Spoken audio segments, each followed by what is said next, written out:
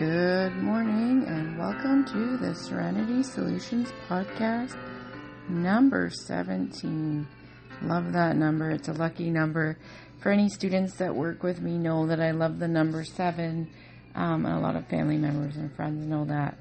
Just love the number 7, but we daily pick races and who's going to win on the visual timers that I use. And so that came up right away. So I thought I'd share that with you, that my students get to know that. And a lot of my students love the number 7 too. So today, can't believe, again, it's number 17. I'm doing these on a weekly basis though, so I'm sure it will add up quickly. So today I'm going to focus on goals a little bit. I listened to a podcast yesterday by Jay Shetty. Right after I listened to the podcast of him, Jay Shetty and Mel Robbins, about the let them theory, which I absolutely love, and I've ordered her book, which I'm sure a lot of people have. I just love that idea of just letting people do whatever they want. If they're going to unfollow you, if they're going to think whatever, if they're going to talk badly about you, or if you're having trouble with your kids and you want to know what to do, and just let them do whatever they're doing, and let those people talk about you, and let those people unfollow you for whatever reason. And I love that because it feels like freedom to be able to just get rid of the people and ideas and do you know what I mean? Just like get rid of those toxic opinions and annoyingness, because it drives me nuts. I'm looking forward to reading that book, Let Them Theory, but I'm going to focus today a little bit on Jay Shetty's podcast about the 6 steps to success blueprint, and just put my little tweaks on it, and then I'm going to add some stuff in and talk a little bit about a shame exercise and getting rid of it, and going back a little bit to our childhood and how fast and we can go back to our childhood self and help our childhood self, from a book on mindfulness and self-compassion. So it's a little bit of a mixed bag today, but I think that's okay. I'm just going to turn this down a little bit more here. I'm trying to get 1% here. Oh, 1%. 1% is actually something that happens in my life. And it's about the consistency of being at the 1%, being at the top of a company, being at the top of your salary grid, whatever it is. It's a cool thing to come up today, especially when we're talking about goals. So, Jay Shetty is someone that I've recently, I've seen him throughout my explorations on Instagram and stuff, but when I started this podcast, I have a whole new podcast realm where I can listen to other people's podcasts, and his comes up with mine because it's mental health focused, and I love that. And he's so calm, and I've fallen asleep sometimes to his podcasts and haven't really dug into them yet, but the other day when Mel Robbins was on his podcast, I thought I'm going to listen because I've bought this book and I want to get ready and listen to the ideas about it and drill it into my head basically, and I'm really enjoying Jay's his podcast that I've listened to so far, that I've actually listened to and taken in. And I actually listened to his podcast not once, not twice, but 3 times yesterday because I really wanted to drill it into my head again. I kind of listened to it like a quarter of the way through the 3rd time because I did hear the first part, but sometimes I get distracted on my walks or in my house, and then I can't fully listen to things, and I really wanted to fully listen to this one because it's about your goals. And being realistic with your goals so that you're actually going to attain them rather than having these far-fetching goals that you're not going to be able to retain or attain, and then you come to 2026 and you're like, oh no, I didn't achieve it. And it's likely because it wasn't achievable, right? So I love that he talks about getting realistic about them, and he talks about setting a personal goal and a professional goal. So I went through that exercise, I wrote it down, and it really helps to write things down because it, again, drills things into your head even more. So my personal and professional goals I won't share with you, but they're pretty inspiring and exciting. And things, he talks about how we're not going to be able to achieve like a far-fetching goal if we haven't worked on it already. So there's little pieces, and he talks about what kind of year is it? Is it let me find this. What type of year is it? Is it a learning year? Is it an experimenting year? Is it a struggling year? Is it a performing year? Or is it a thriving year? So I love that. Like, let's get really specific and really zone in on what we're doing here. So he talks about, what do I need to do to get to this goal, which is important because often professionals and podcasters and people in the motivating and encouraging space, say something about, a goal without a plan is called a wish, right? Whereas a goal with a plan is likely something you're going to achieve and succeed in. So what you need to do is a step. So it might be hiring a coach, whether it's a coach for nutrition and exercise, or it's a coach for getting better at a sport, or it's a coach for learning how to sing, or if it's a coach for business, right?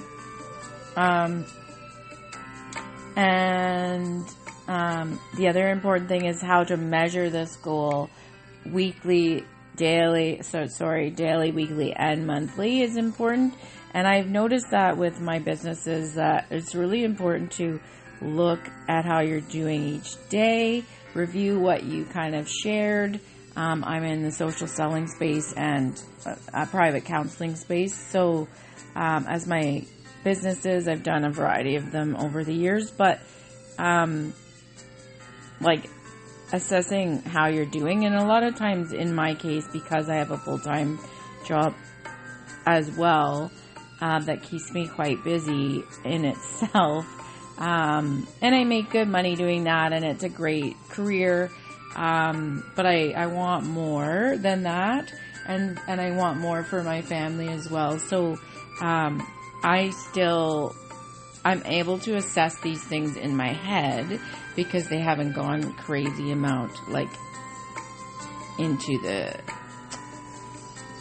future, it's hard to explain, but I don't have a crazy amount of paperwork that I have to do because I don't really have time to run a full-time business outside of my full-time job in school. But I am learning the key things. I'm able to implement the practices. I do assess what's happening, but I'm able to assess that a little more easily than someone that is in the business every day, all day. I do get distractions all the time in my house even, or when I'm out, and I can be distracted in my mind as well. But the point is that we need to measure these things daily, weekly, and monthly. And that's pretty easy to do if you set up a calendar schedule of that. The daily one, you probably should know that in your head.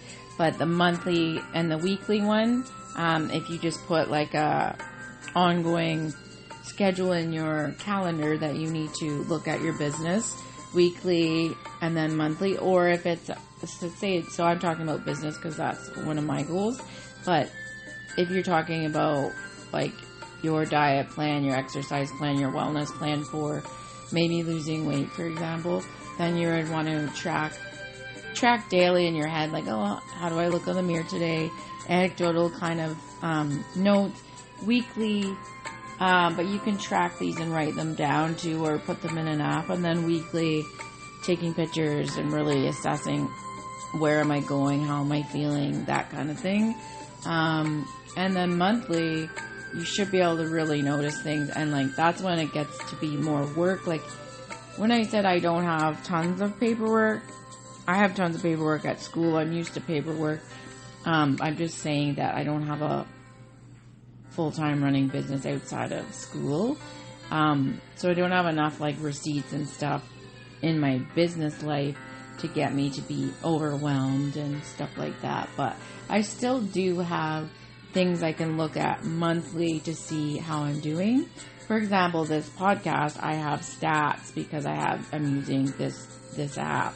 So I have stats about this podcast and which ones are getting listened to, and on a daily basis, I can look into the Podbean app and say, oh, 3 people listened today, 3 new people listened today, or 5 new people listened today. Weekly, I'm going to give you an example here of something that I am okay with sharing. Weekly, I'm like, oh, it went up, 50 people listened this week compared to last week, 14. So maybe there's a differential of 14. And then on a monthly basis, it can show me like what podcasts hit the most people, right? And so then I can use that information to decide what I want to focus on in today's podcast, for example. And Sunday is a day that I'd likely do that kind of stuff, because Saturday and Sundays are days that I have more time on the weekends. And so, another thing Jay Shetty talks about is, what am I launching? What am I learning, today, or this week, or this month? And he talks about the people that you hang around the most, like the 5 people that you hang around the most are going to be the ones that you're going to be most like. So, for example, if you hang around 5 smart people, you're going to become the 6th smart person. If you hang around with 5 lazy people, you're going to become the 6th lazy person. If you hang around 5 very successful, driven, motivated people, you're going to become the 6th driven, motivated person. So that's really neat to hear. I mean, I know we hear it all the time, but from these encouraging, motivated people. And then looking at what you're missing, like, am I missing the coaching? Am I missing consistency? Or am I missing accountability?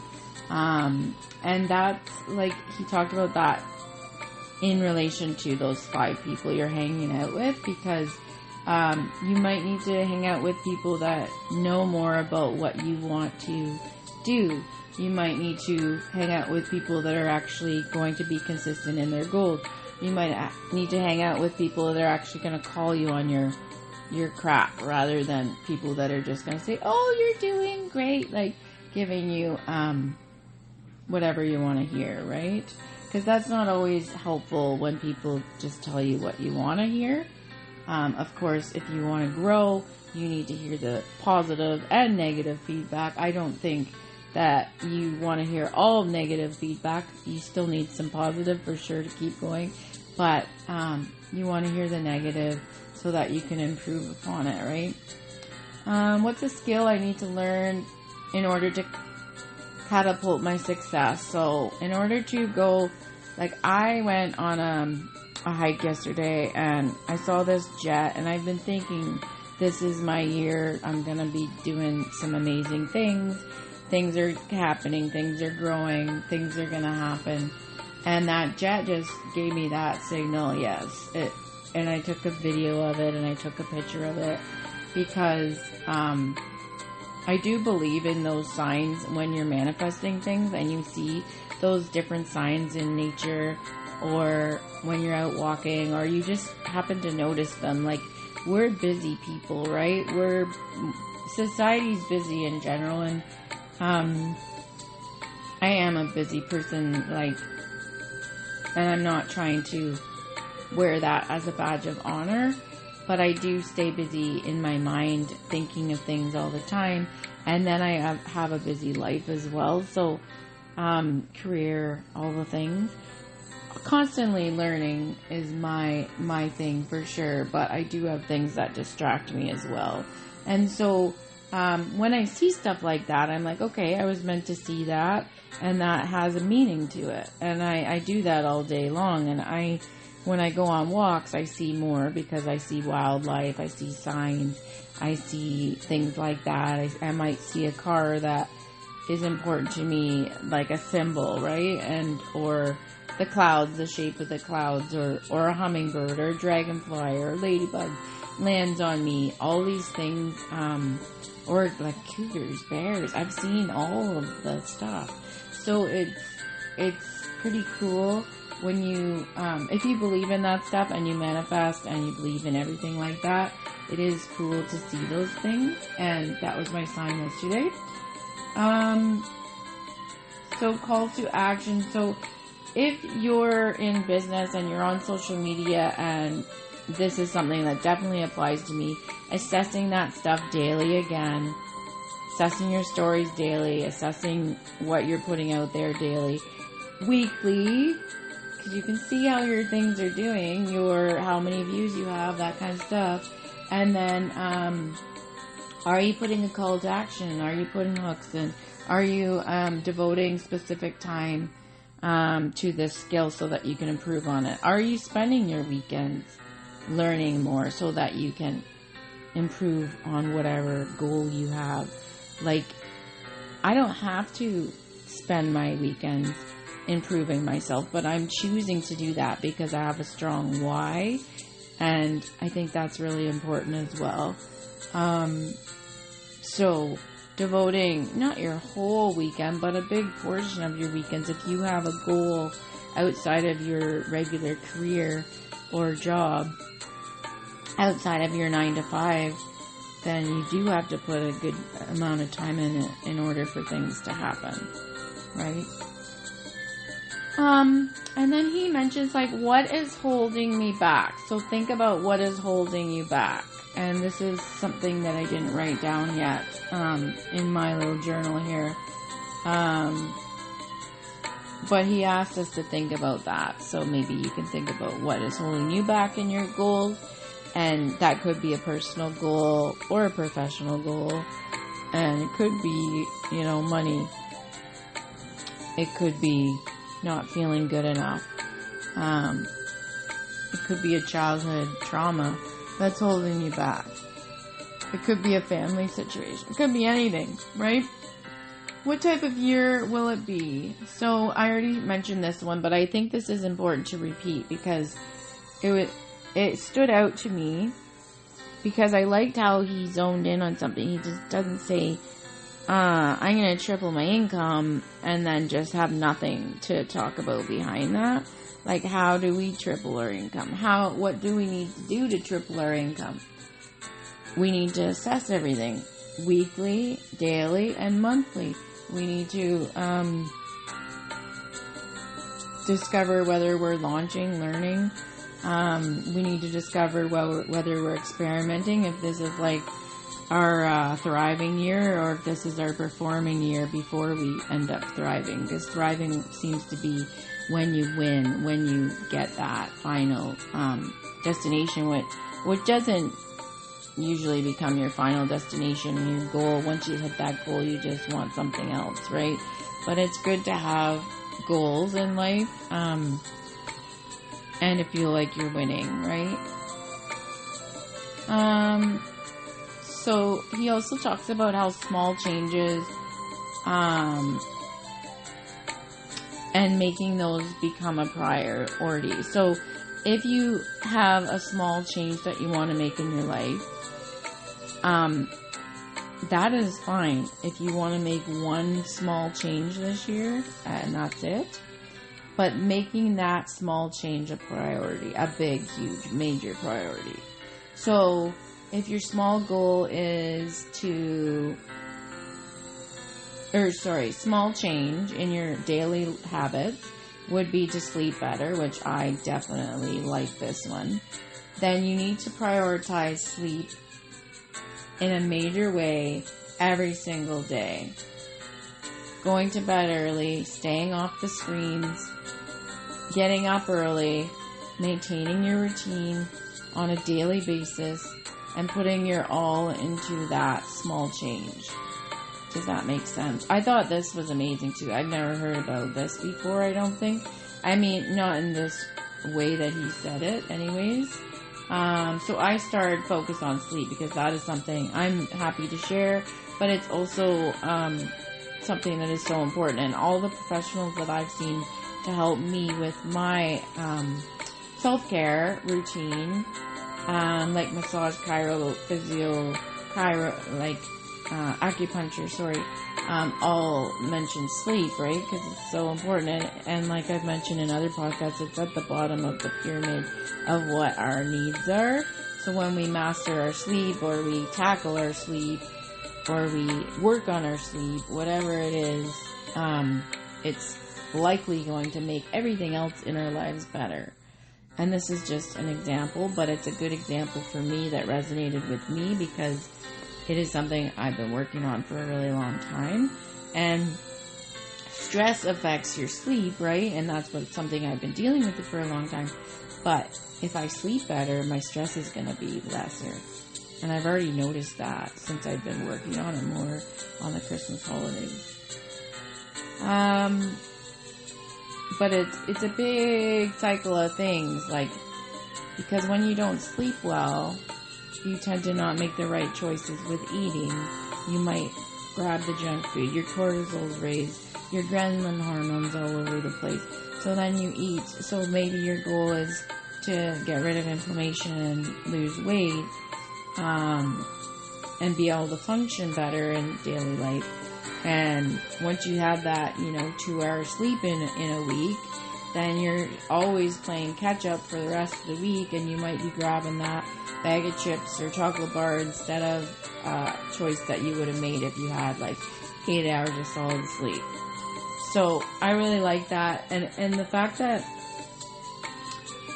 it makes it easier to achieve if you're just going to make one small change in the year, because you only have to focus on one thing. And something that's been coming up for me lately is to have a focus, because I want to do this, I want to do that, I want to do this, I want to do that. I have 5 different jobs, and this is not the only time in my life that I've been like that. I've always had hands into each bucket kind of thing and doing many different things, but I want to really focus. So I really like the idea of making one small change, but making a major priority.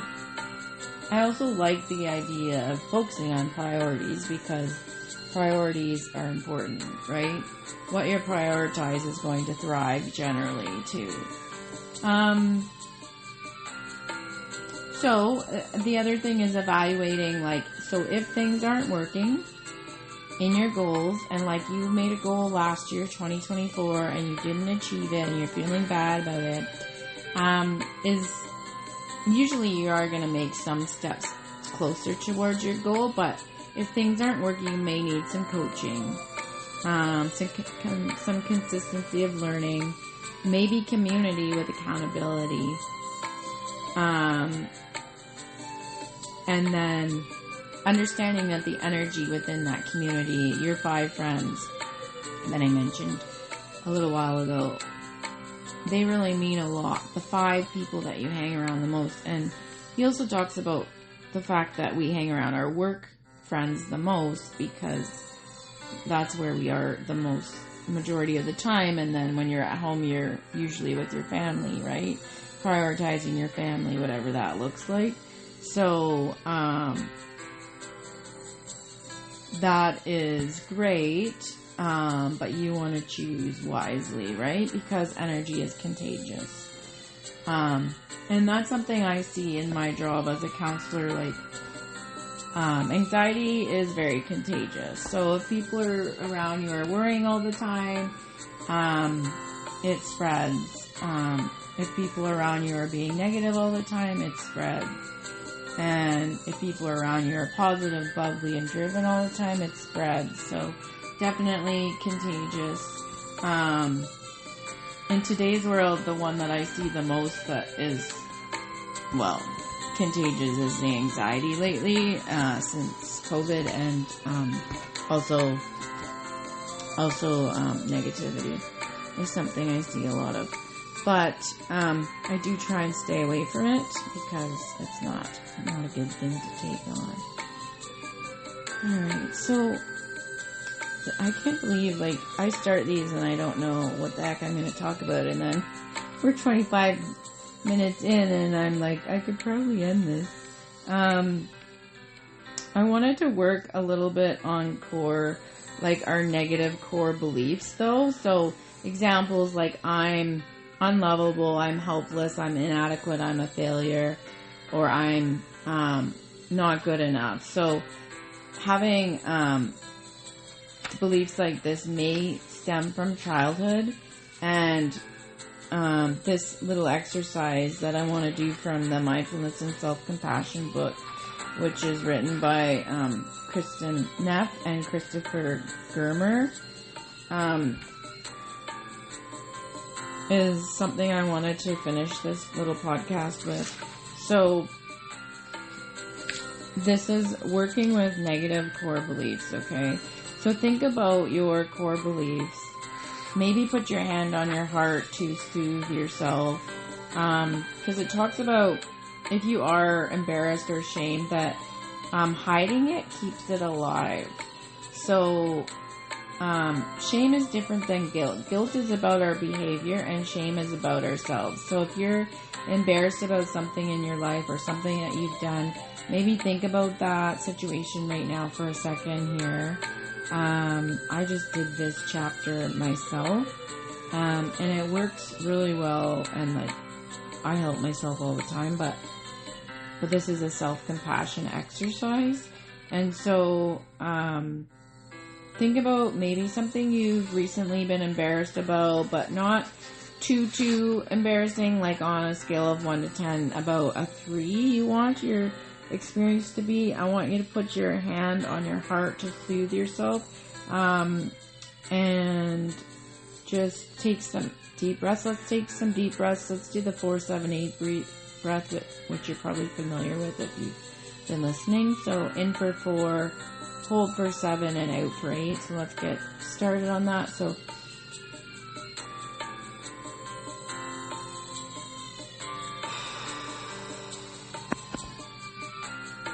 in for 4, hold for 7, out for 8, and one more, in for 4, hold for 7, and out for 8.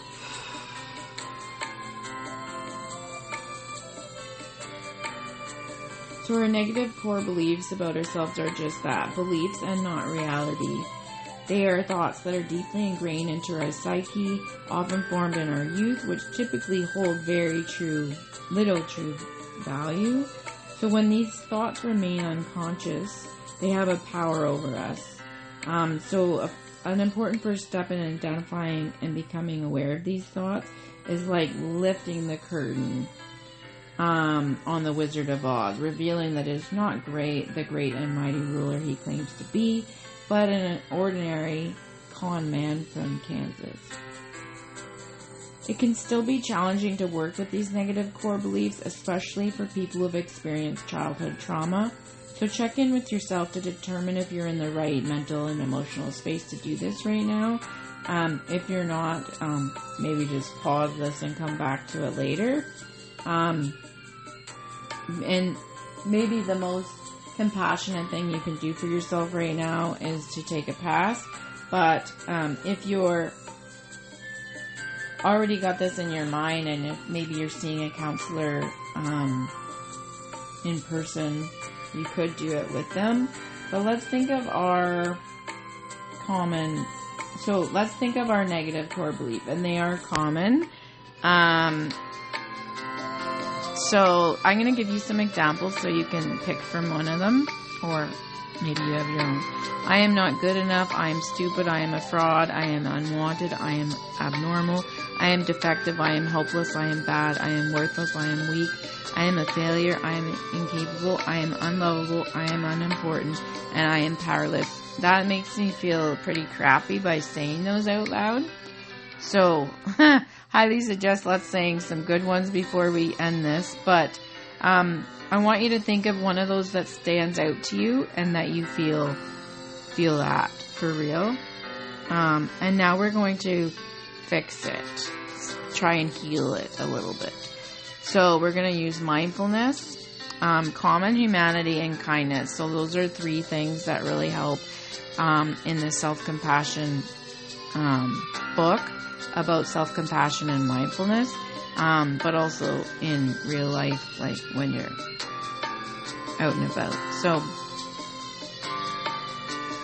write an objective and a validating manner about what it feels like to hold these negative beliefs. For example, it's so painful when I have the thought that I am unlovable, or it's very hard to feel that I am powerless. So you might say something like, it's so difficult to feel like I'm a failure, and it's very hard to accept that for myself, for example. Whatever one you're going to use, just focus on the one that stands out to you the most. And I want you to just write an objective about it. So, like I just gave you an example, it's so painful when I have the thought that I am unlovable.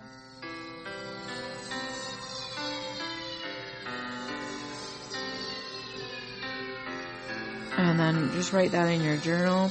And then common humanity, write about how your beliefs are part of the human experience. For example, there are probably millions of people who feel like I do, or I am not alone in feeling this way. So just reminding yourself that this is something that happens to many people in the world, right? That's common humanity. And then lastly, kindness. Now write some words of understanding and kindness to yourself, expressing concern for the suffering you've experienced because of this negative core belief. You might try writing to yourself as if you were speaking to a friend who just admitted she had this belief about herself. For example, I'm sorry you feel this way. I can see how painful it is for you. Please know that I don't believe this about you. Or if you did feel, let's say, I'm not good enough, you can say, I'm so sorry you feel this way. You are more than enough. I can see that this is very painful for you, and I'm going to help you. Because there's an example of something I read lately or listened to. I think it might have been in this book. I just think I learn things all the time, but about looking into the mirror and or trying to help yourself as a little child. So saying to yourself as a child, so my name's Katie, so I might say, Katie, you are more than enough. You are so powerful. Look at you. You're amazing. And visualize my little girl self when I'm saying that stuff. For me, it's pretty easy to visualize. For some reason, I'm a visual person. I definitely think I have a little bit of a photographic memory as well. So I can visualize my little girl self saying, oh, thank you. I'd probably go and play into my imaginary games that I loved to play when I was little. But it's a really good exercise. This is not from anything that I just added there, but to talk to your little childhood self and tell yourself you're so proud of them for all that you've done. Because one of the things that I find in the society today, in the world, is that we're not grateful enough for the things that we already have, the things that we've already accomplished. And in order to call more things in, we need to be grateful for what we already have. Even if we don't feel like we have anything to be grateful for. Even if you've experienced tragedy recently, the best thing to do, and I've talked about this in other podcasts, is to be grateful for things that you have in this moment. Okay? And it is what helped me through a crazy tragedy. Because that man taught me about that. And that man was my dad. Gratefulness is so, so key. So let's reflect on this exercise we just did. Remember to give yourself that gift of mindfulness, common humanity, and kindness, and write it out if you do complete this exercise, because it can be hard on some people. So what was it like for you once you do it? You might need to pause this and write in your journal or write down on a piece of paper. Were you able to identify 1 or 2 negative core beliefs? I went through that list and it was difficult for me because I do try and be self-compassionate to myself most of the time. I know I'm not perfect, but I do try and be kind to myself because I think that's really important. So it was a little difficult for me, but then but how do I feel when I compare myself to others? And then I could think a bit more. How did it feel to bring mindfulness, common humanity, and kindness to the experience of having this belief? So how did it feel to go through those 3 things that are very important to help? Sometimes people find that when they hold their negative core beliefs in compassion, the beliefs just assert themselves even more strongly. So it may be backdraft, which means that you have done all this healing, but so backdraft is like when a fire is happening and then backdraft, the window, like the flames are going out, but then a little window is open and then things come back in. So it's kind of like you've healed a lot. Maybe you've gone to counseling, you're healing, and then something creeps in again. And so that might be what happens in this exercise is what they're saying. So the love is rushing in and the old pain is rushing out. Another common occurrence is that the part of ourselves that has identified with the negative core belief feels frightened, as if we're trying to do away with this part. It's important to remember that we aren't trying to get rid of our negative core beliefs or make them go away. Rather, we are simply trying to relate to them in a more conscious, caring way so that they don't have power over us anymore. Alright, I hope that's helpful. I'm just going to end this practice. Oh, I said I'd say some affirmations because those things that I said didn't feel good saying those out loud. So, and what I'm talking about is when I said the I'm not good enough, I am stupid stuff. So I want you to repeat these affirmations, and that's going to be the end of this podcast. So, I am more than enough. I am smart. I am honest. I am so wanted. I am normal. I am very successful. I am hopeful. I am good. I am full of worthiness. I am strong.